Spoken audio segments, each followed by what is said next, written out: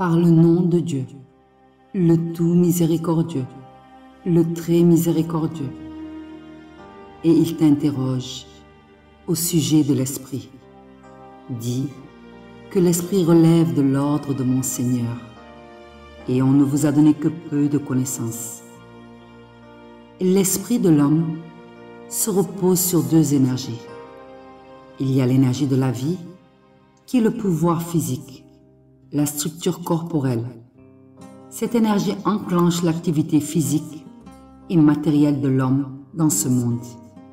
Elle se situe dans notre cerveau, qui au moment de la mort, elle quitte complètement notre corps, tout comme tout appareil électronique. Ensuite, il y a l'énergie de conscience, qui elle est dans l'âme et ne meurt pas. Cette énergie reste en activité constante en nous.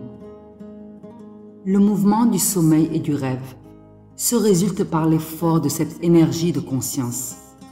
Elle est compositrice de nos rêves et diffuse l'image à notre mémoire qui se trouve dans notre énergie de vie. Peu sont les gens qui connaissent cette réalité. La plupart l'ignorent et ne la comprennent pas. Ils pensent que l'esprit se repose sur une seule énergie. Et une fois que celle-ci quitte le monde, l'homme et son âme disparaissent à jamais.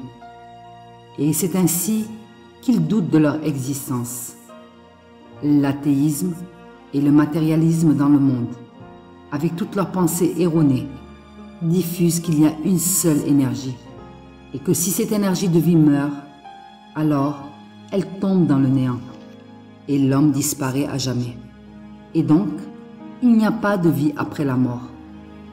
Ceci est une chose clairement démentie par la réalité des signes que nous voyons chaque jour dans nos rêves.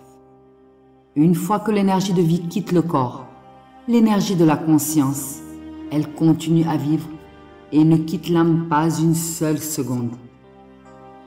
La plupart des croyants pensent que, une fois que l'énergie de vie disparaît, Dieu crée à ce moment une nouvelle énergie et l'accompagne dans sa mort.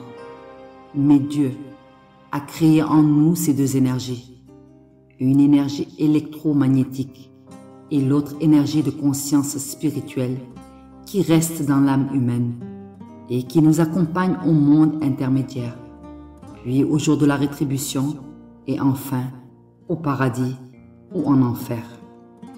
Elle est intense et continuelle en nous. Elle ne se fige pas, ne disparaît pas et ne s'égare pas même 1/1000 de seconde. Et c'est ainsi que l'existence humaine existe à jamais, éveillée dans la vie ou endormie dans la mort. Ceci nous démontre la différence entre les vrais croyants et les mécréants sans connaissance. Par le temps, l'homme est certes en perdition, sauf ceux qui croient et accomplissent les bonnes œuvres, s'enjoignent mutuellement la vérité et s'enjoignent mutuellement l'endurance.